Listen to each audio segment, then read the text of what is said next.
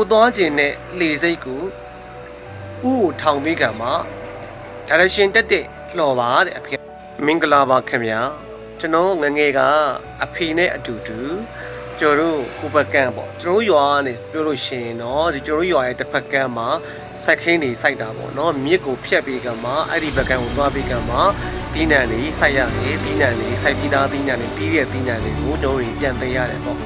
ဒီနေ့မှာကျွန်တော်နဲ့ကျွန်တော်အဖေကအဲ့ဘက်ကန်းကိုခရီးတစ်စီးနဲ့သွားကြတယ်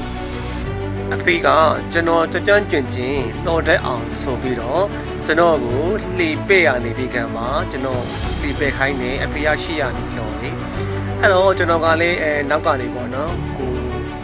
ကျွမ်းကျင်ရပေါ့လှေပဲ့လေပဲ့တဲ့ခါမှာကျွန်တော်တို့ရဲ့တစ်ဖက်ကမ်းမှာကျွန်တော်တို့လှေစိတ်တွေ၄၅6ခုလောက်ရှိတယ်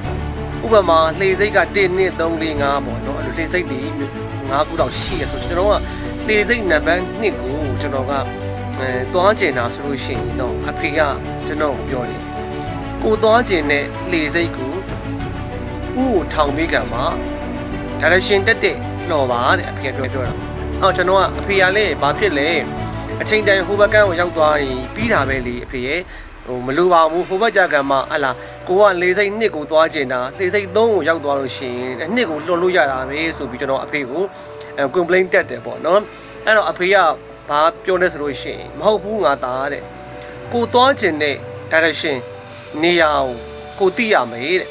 ကိုလေစိတ်နံပါတ်2ကိုသွားမှာလားပေါ့ဥပမာပေါ့နော်အဲ့တော့ကိုကလေစိတ်နံပါတ်2ကိုသွားမှာဆိုရင်ကိုစပြီးလှော်ကြတယ်ကိုရဲ့လှေဦးဒီအဲ့ဒီလေစိတ်2မှာပဲဥတီပြီးတော့သွားရမယ်တဲ့ဒါဆိုရင်ကျွန်တော်အချိန်ကုန်တတ်တာမယ်ကိုလိုချင်တဲ့ပန်းတန်ကိုလည်းကိုရောက်ရှိမယ်ပေါ့နော်ကျွန်တော်အဖေပြောတဲ့အတိုင်းပဲပေါ့နော်ကျွန်တော်လေဦးကိုတက်ထားပြီးတော့ကျွန်တော်လိုချင်တဲ့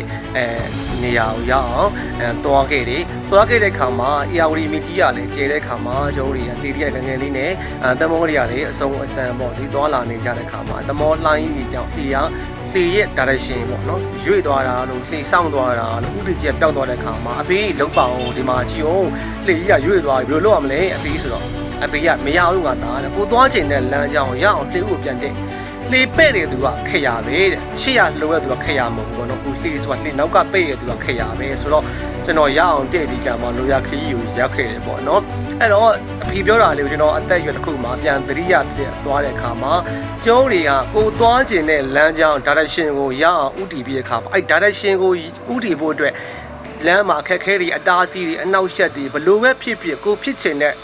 အရာတစ်ခုကိုရအောင်စူးစမ်းပြီးတဲ့အခါမှာအောင်မြင်မြင်နဲ့သွားလို့ရတယ်ဆိုတာကိုကျွန်တော်သိလိုက်ရပါတယ်အားလုံးကိုကျေးဇူးများကြီးတင်ပါတယ်